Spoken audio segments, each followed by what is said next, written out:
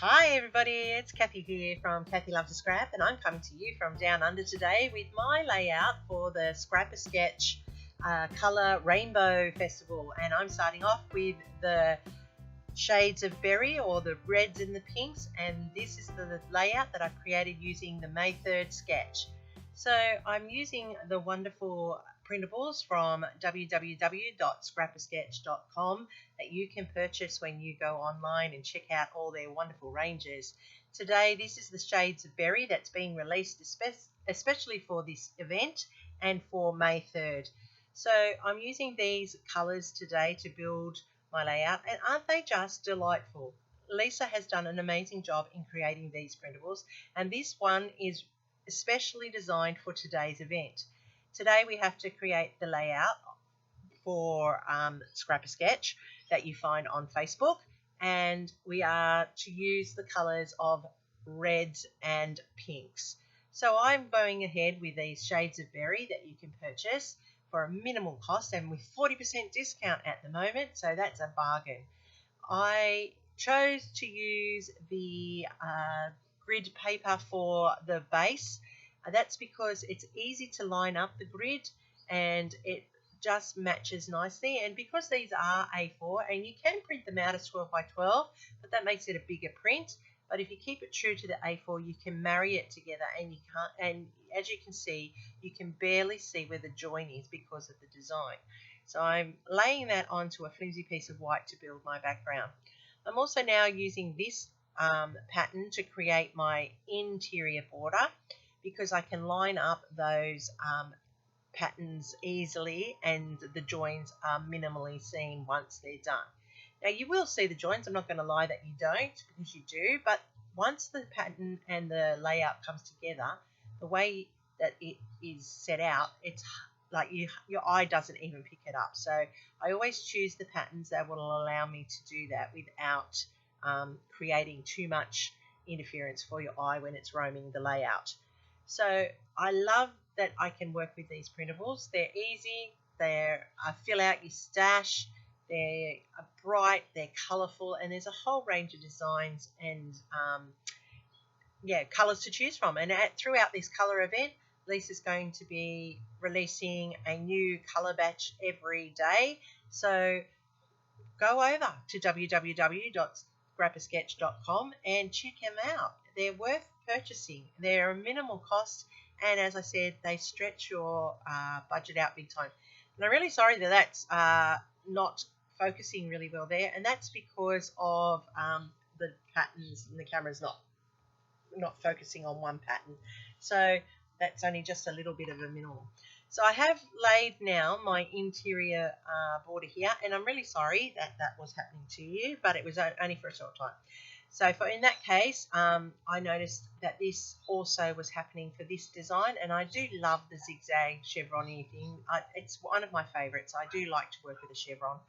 I have just skipped ahead for you. I'm showing you how I've trimmed it down, and then I'm just building my exterior border, and that's going over the top of that red on the inside, and that gives me my exterior and interior. So using another one of the papers, I'm creating my first panel, which I then decide that no, I'm going to go back to this and draw it together. And when I lay it down, I even switch it around again. So there's no one right way or wrong way. It's just about moving it to best suit your layout. And as you can see, that one resulted with a better fix for the page. This was a day that it was just over. We got released from the COVID lockdown. I took my girls to see Mamma Mia, the musical, on stage. We have a passion for that musical, and so this was at the Riverside Theatre here at Parramatta in Sydney, Australia. And we went to see it that night, and so it was a time that my girls and I got out just after the lockdown, so it was really nice. And I just thought that these colours matched beautifully with that layout. So I'm just layering up all of the elements that are part of this package that Lisa has created, and I'm putting in the ticket there and the flowers, as you can see.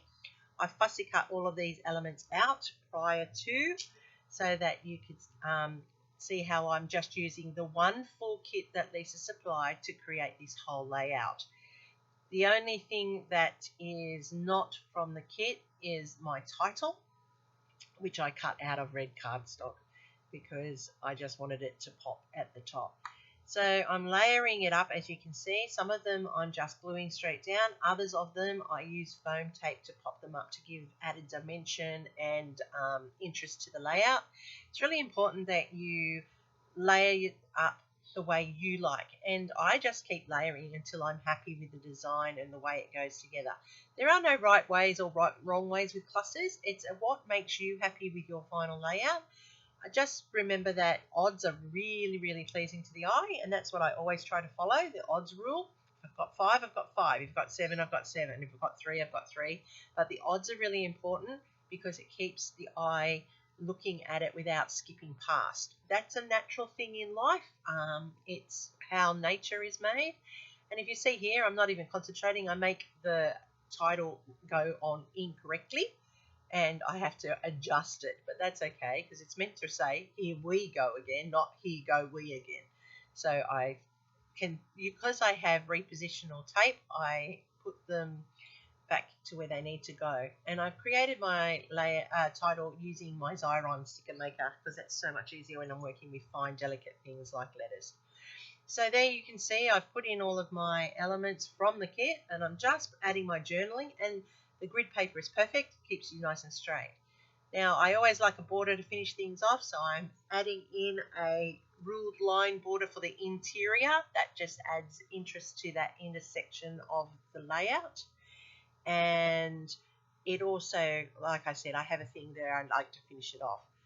The external border, I want to just finish it so that it doesn't look like it just ends on the edge. I'm using some lumberjack there to distress the edge with some ink.